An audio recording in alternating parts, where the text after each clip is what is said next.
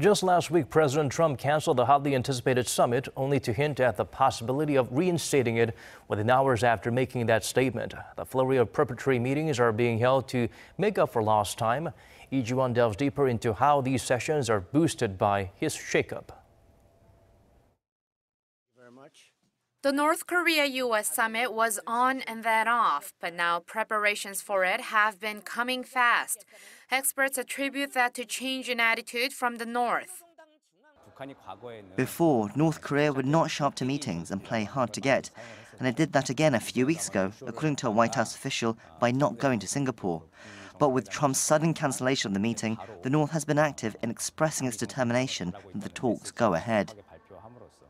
Thanks to the shakeup, experts also say finding a consensus now would have become much easier. The U.S. seems to have the upper hand in the situation with the North as of now, so it's expected that Pyongyang has agreed to a lot of what Washington wants.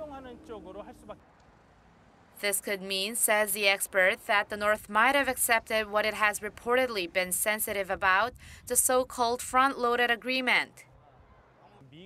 Considering how the inspection and verification of nuclear facilities takes a long time, it's likely that the U.S. requested that the North move all of its ready-made nuclear warheads outside of its borders.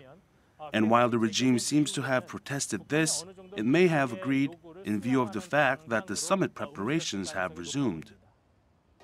But it's not that the North has to fit itself perfectly into a framework set up by the U.S. against its will. In fact, the North showed satisfaction with and anticipation for the so-called Trump model after U.S. Secretary of State Mike Pompeo's second visit to Pyongyang, where the regime state-run Rodong Sinmun said Pompeo and leader Kim Jong-un reached a satisfactory agreement. Before Trump called off the meeting, he had hinted on numerous occasions that the talks were going well.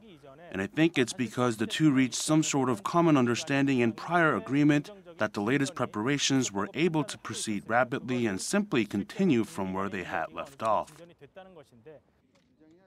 And some say the latest Panmunjom talks' inclusion of Sung Kim, the former U.S. ambassador to South Korea and former nuclear negotiator, could have been meant to better fine-tune the details. The main structures of the deal are already likely to have been settled by the White House and Pompeo. And now for the details, and to get Pyongyang's agreement and understanding in that process, it seems Sung Kim has been called in with his ample experience in dealing with the North and as the only Korean speaker in the State Department.